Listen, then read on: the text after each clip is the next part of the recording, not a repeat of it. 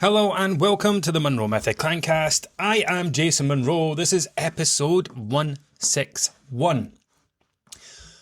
I have just written something down on my phone and it's blown my mind. I don't know how many of you are business owners, but as a business owner, you never really get to switch off. Like, you can go on holiday and it can be the weekend and you can be having downtime at night.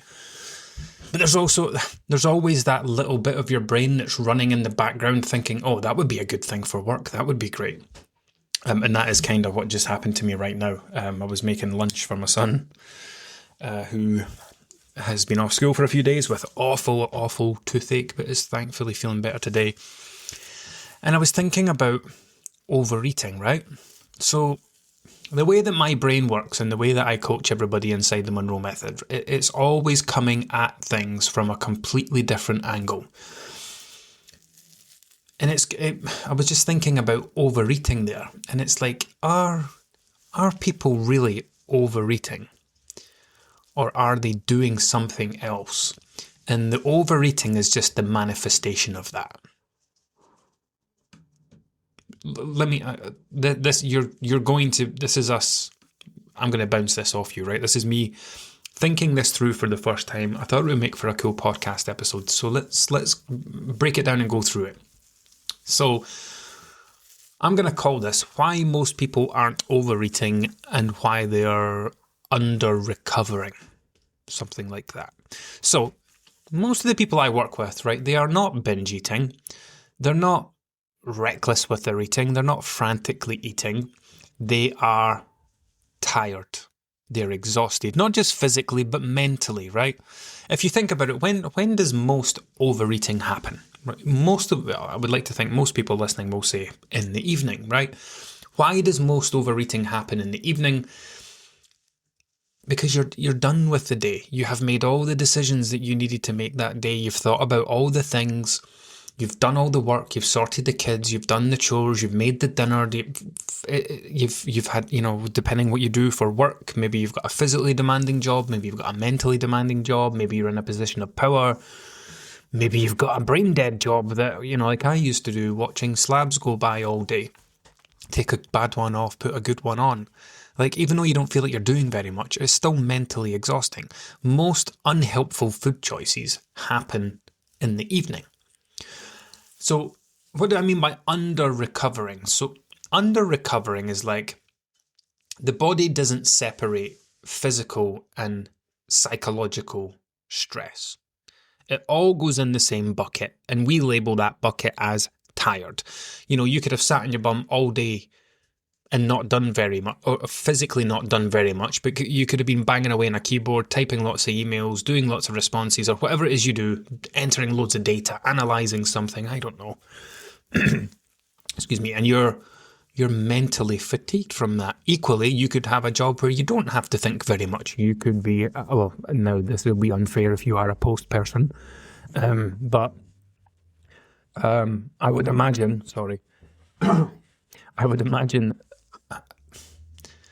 I have no insider knowledge here, and I'm very sorry if you do work for Royal Mail and I am completely clueless here, but I wouldn't imagine it takes a lot of mentally demanding stress or mental power to post letters through a door.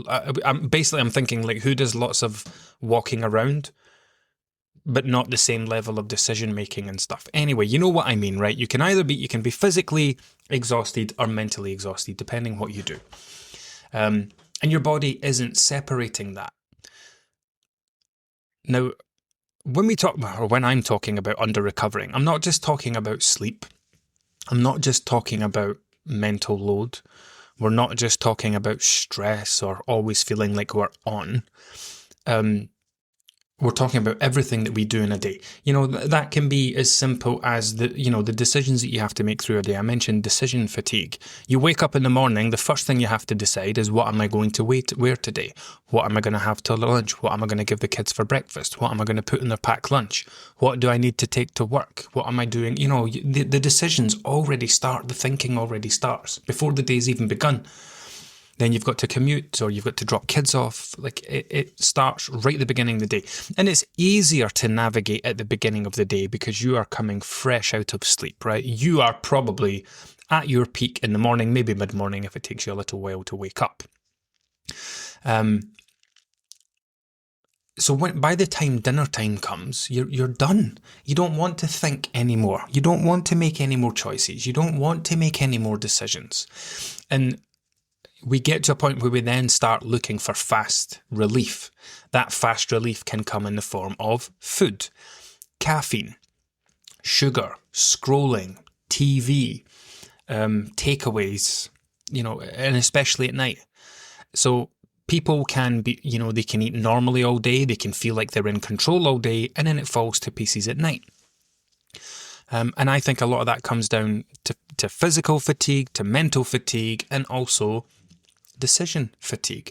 Every choice that you make in a day costs a little bit of mental energy. And by evening, that tank's empty. This is why it is so, in the morning you'll be like, right, tonight we are going to have that for dinner. I've got that in the fridge. I've got those vegetables. I can put that together. That's what we're going to have.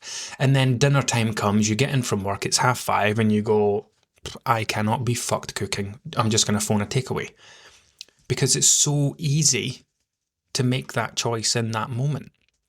And this is why people often talk about losing control or being out of control in the evening, because it feels out of character. It doesn't feel like it's them. It feels emotional or different. It's not a personality flaw. It's depletion, coming back to this under-recovering thing. So people who are under-recovered, who are not taking care of themselves mentally, that can be sleep, that can be hobbies, that can be your social connections, that can be your joy and your fulfillment. They struggle with hunger regulation. Okay, your ghrelin goes up, leptin goes down. Now, I'm going to tell you the easy way that I remember these, right? Ghrelin has a silent H in it, Ghrelin. When I was training in nutrition, I remembered ghrelin is the hunger one because ghrelin has an H in it. So ghrelin is your hunger hormone, the one that says now it's time to eat.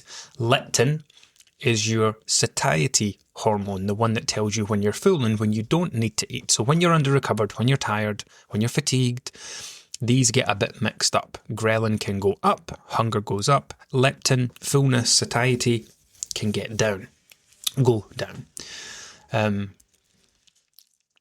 And then there's also the added thing that trying to then eat less while you're under-recovered can often make things a little bit more difficult.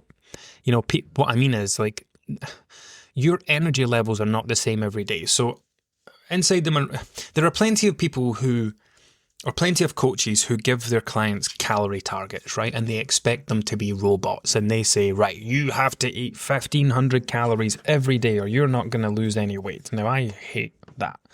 The way that I do things inside the Monroe Method is that I give clients a calorie range, a 200 range. So I might calculate your calories at 1,500. Your range is 14 to 1,600. Now, I don't say you have to eat that every day. What I say is, ideally, by the end of the week, when we look at this on average across a week, the 7-day average will be somewhere within 14 to 1,600 in an ideal world. So that means, yep, you can go out at the weekend for dinner and drinks and your calories might be 2,000. And a couple of days during the week, they might be down at 1,400. And by the time we get to the end of the week, once all those 7 days are added up and divided by 7, the average that we're being shown is within your range. Because energy levels go up and down every day. Our life goes up and down every day. We have some days are super quiet, we've got nothing on. Some days we'll have a really busy morning and we'll skip breakfast and we don't really notice it, and that day ends up being a low calorie day. Some days we'll be more stressed, some days we'll be hungrier, some days we'll be more tired. Like, energy levels go up and down, mental load goes up and down, fatigue goes up and down, hunger goes up and down. It's unrealistic to expect to eat the same every single day. And this is why when it can be very challenging to say, like, to try and say to yourself, right, I know I've had a terrible day, I know I'm exhausted, but I am going to eat 1,400 calories today. And you try to do it and it backfires and you end up overeating anyway. So, like I said, the diet industry, they kind of respond to tired people by like demanding more discipline. You just have to try harder. You just have to have more willpower. You just have to be more focused. And this is when that you just have to be consistent advice. Like, what does consistency even mean? Like, consistency is not eating an exact number of calories every day. It can, like, you can consistently do that, but I feel like consistency is a word that has to be explained all the time. So I just explained to you what consistency looks like inside the Monroe method, right? When it comes to calories, it's not about aiming for an exact number. It's keeping things on a level so that by the end of the week, we land hopefully around here. If we don't, it's not a big deal. You're not going to not lose weight. You're just going to lose slightly less weight. But that's, it's more important that you're happy while losing weight than striving to lose an extra quarter of a pound a week. So yeah, this is where the kind of consistent advice starts to fall to pieces, because everybody has different understandings of what consistency is. And people who are all or nothing thinkers will usually use the consistency approach to feed their all or nothing thinking, right? They think consistency is, I have to eat 1,500 calories and do 10k steps, and I have to make sure I've eaten at least 100 grams of protein, and I have to do that consistently every day. That's not consistency. That's perfection. That's all or nothing thinking, black and white thinking, and that just collapses under real life pressure. Sleep. Sleep is mega. Like, I talk about sleep quite regularly. Like, sleep is the one hack to rule them all. I'll give you an example. So I'm recording this on the 14th of January. My son he's had a sore tooth for about a week. He got a temporary fill-in. It got a little better, but it was actually the beginnings of an infection. We went back to the dentist on Monday. This is Wednesday. Monday, he took one look and went, oh yeah, it's infected. We need to get antibiotics. Is it Wednesday today? It is Wednesday today. It's infected. We need antibiotics. Oh no, sorry, that was Monday night. Yesterday we went to the dentist. Antibiotics. The pain was terrible. And on the Monday night, he came, we went, put him to bed at 9 o'clock, usual time. I fell asleep about 10. He came through at 2 a.m. and that was it. I gave him medicine, played with his hair, tickled his back, helped him get back to sleep. Then he woke up a couple hours later in pain, gave him more medicine. So I got like 4 hours sleep that night. Yesterday was a horrendous day for me, combined with also taking care of a very poorly boy who was in agony, trying not to overdose him, writing down the times that I'd given him paracetamol and the times that I'd given him ibuprofen. He is much better now. Two doses of his antibiotics, and he's like a different kid today. And that's what I was going to say. Last night, he went to bed at 9. And he got up at... last night he went to bed at 10. I gave him a dose of ibuprofen at 10 because he was struggling to get to sleep and crying in pain, and he fell asleep instantly until 8 o'clock this morning. 10 hours of sleep, and he's like a different boy today. And I am like a different man today compared to yesterday. Sleep is everything. Your entire life is influenced by the amount of sleep that you have. Let that sink in for a bit, right? If you think about it this way, right, you are the person that is living your life, and the amount of sleep that you have determines the type of person that you show up as on a daily basis. Your ability to do your job, your ability to communicate with people, your ability to organize your day and be active and do the things that you need to do. Like, if you're exhausted and you can't be arsed doing anything, then it doesn't get done. The world is a very different place when you've had 4 hours sleep or 8 hours sleep. Sleep is everything. I cannot stress the importance of sleep enough. There's no, we're not exaggerating here when it comes to sleep. Having a better sleep pattern is life-changing. So anyway, shorter sleep increases appetite, and it also increases your preference for higher energy foods. That's not debatable. That's science. If your sleep is all to pot, then your eating is going to be challenging. And that's one of those things where, like, especially when people are trying to lose weight, you're like fighting with an arm tied behind your back. You're trying to lose weight, but you're also scrolling your phone till midnight when your alarm's going to be going off at 5 o'clock in the morning or 6 o'clock in the morning. So yeah, prioritize sleep. Honestly, have a reasonable bedtime. It's a non-negotiable. It's not going to stop you from losing weight, but it's going to make it very difficult for you to stick to the calories and do the things that lead to weight loss.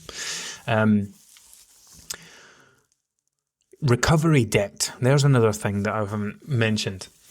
You can borrow for a while. Do you know, many people will they'll stay up late during the week, they'll be shattered during the week, but they'll just convince themselves that, Saturday I'll have a long lie and I'll just kind of catch up for it. Anything you deprive your body of now, you pay for later. If you think about what a hangover is, right? I think it was James Corden that once said about alcohol. Alcohol is like borrowing happiness from tomorrow. Where you're having a great time under the influence, but it's because you're taking today's energy, you're taking Saturday's energy, you're also borrowing from Sunday's energy, and you're burning through it all on Saturday night.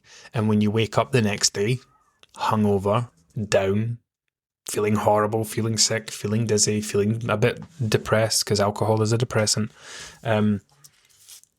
it's because the debt was you're going to go out and have a great time tonight, but you're going to pay for it tomorrow. Like, everything has to be paid back eventually. Body fat is just food debt. You ate food, you ate too much. You ate over the weekend, you ate Friday's food, you ate Saturday's food, and you ate Sunday's food, but you also ate so much that you also ate Mondays and Tuesdays. You ate so many calories, you covered 5 days in 3. That then has to be stored as body fat. Body fat is basically food debt. It's extra that you had that you didn't need, so you had to store it away. And again, when it comes to losing weight, then you're paying that back at some point. You can borrow for a while, but eventually everything comes due. And then, like I said, weekends, people will often wait for the weekends to try and fix things. I'll do that at the weekend. I'll go out for a big walk at the weekend. I'll have a long lie. I'll get an early night. I'll catch up on that thing. But then it gets to the weekend and you still stay up late because you don't have anything to be up for in the morning. Your plan is to have a long lie, but the birds are singing and it's light and you didn't manage to. And then you maybe drink alcohol. Maybe you go out for meals. Maybe you get takeaways. You're not really recovering at the weekend, especially if you drink alcohol. I don't know if I want to say this or not. I'm not going to say most people. Let's say many people. Many people don't need a better diet. Many people don't need to lose weight, even if they need to lose weight. What they need are fewer drains on the system. Like work stress, like parenting stress, like caring stress. Constant notifications from your phone, never fully switching off, not going to bed at a decent time, scrolling your phone past midnight, excessive TV, watching too much news. What else? Procrastination, putting things off, having that constantly going on in your head of all the stuff. By the way, I've got the reason that's fresh in my mind is that I had a list of things that I had to do today. Or I've had a list of things that I've had to do for the last 2 weeks, and I smashed them all this morning, and I feel so much better for it. I don't have to think about that anymore. It's not draining me anymore. So yeah, overeating can often be a signal, right? It's not a failure, it's a signal. It's your body asking you for some sort of relief. Now, this isn't going to apply to everyone, and it doesn't apply, overeating is not a blanket term. Overeating does not all come from the one place. People do not just people often think they overeat because they're greedy or they're lazy, or one of the best ones is I just love food too much. Like, everybody loves food. Go and find me someone who doesn't love food. I challenge you to. Go and ask 100 people in the street, do you love food? Everyone will make a really nice face and go, oh yeah, love food, love eating. The idea that you are overweight because you love food more than anyone else, that's not a thing. Everybody loves food. The reason I say that is people do themselves a disservice there because they think, well, how, think of it logically. If you think you're overweight because you love food, then what's the solution to that? If you think your weight has come from your love of food, the logical pathway backwards is, well, I need to learn to love food less. And that's just ridiculous. So So yeah, long term, when it comes to weight, what I was saying there was that overeating comes in many different shapes and sizes. It's a blanket term, but it's very nuanced. And this is just one example. And it isn't to say that you can fix all your under recovery stuff, but you might still overeat. But the difference is, and I explain this to people when it comes to like coping mechanisms as well. I've been talking about that a lot recently, where if you use food to cope with your mental health or your emotions or whatever, and it's the only thing you do, then it's the thing you're going to do all the time. If your only method of coping with stress, with sadness, with happiness, with whatever is eating, that's the only thing on the list. Imagine you had a list of 20 different things that you can do when you're stressed. Food can be on there, but we want to have 19 other things on there. So it's like, okay, I feel stressed. Let me just look at my list of things that I could do, and I'm going to pick one. I'm going to go for a walk. Imagine you're stressed 10 times a day, and because you only have food as a coping mechanism, you then eat in response to that stress 10 times a day. Now imagine you feel stressed 10 times, but you take a look at your list of 20 things. You eat on one of the 10 times, but on the other 9, you go for a shower, you go for a walk, you go for a nap, you call a friend, you take a break, you step outside and get some fresh air, you make a cup of tea, you read a book, you call a friend, like any different thing. So it's not to say that you're never going to overeat ever again by working on this stuff, but you're going to drastically reduce it. You're going to stop creating the perfect storm of conditions that leads you to overeating. So work on your recovery from sleep, from stress, from all the decisions that you have to make every day, from all the responsibilities that you have. Yes, you might still overeat, but you will do it significantly less. So yeah, I think that's more important than trying to white knuckle your way through years of fatigue. And you can't, and this all just circles back to like my never ending underlying message of you can't continue living the way you're living and expect your weight to go to a different place. Your weight is a result of the way that you live. You can follow a plan, you can follow a diet, you can follow a program, you can follow it for long enough and make your weight go to a different number. But if you do not make a fundamental change to the way that you live, then you're never going to make a long-term change to your weight. You have to change the way that you live if you want your weight to stay at the new place that you take it to. So a thing to leave you with, right? Before asking yourself, what should I eat less of, or how do I eat less? Ask yourself, what am I not recovering from? What am I not actively taking the time to recover from each day? Is it from all the decisions that I've made? Is it from all the responsibilities that I have? Is it from all the work stress that's accumulating every day? Do you know, it just makes me think even more like how much people put their attention in the wrong place. People literally white knuckle their eating. I need to stop myself eating so much. And again, coming back to what I said in the beginning about how I always come at things from the opposite angle. If somebody says to me, I need to stop eating so much, I would say, well, yeah, but we need to come at that from the opposite direction and say, why do I want to eat so much? Once you have the answer to the question, then you can solve it. Stopping yourself is all about willpower, restriction, holding yourself back, resisting temptation, white knuckling your cravings. When you come at it from the other angle, instead of stopping yourself, asking the questions, well, actually, why do I want to eat like that? Why do I want to eat that entire sharing bar of chocolate? Why do I want to eat that entire packet of crisps? Like, what's driving that decision? And this can kind of tie in with the whole, what am I not recovering from? Like, where is this coming from? Where is this desire to eat coming from? What am I not doing elsewhere in life that then makes me want to go and use food to try and fix it? Anyway, God, I'm out of breath after that. Thank you for letting me use you as a sounding board. I think we'll stick with that title that I said in the beginning. What was it? Like, why most people aren't overeating, they're just under recovering. I think we'll go with that. Yeah, until next time.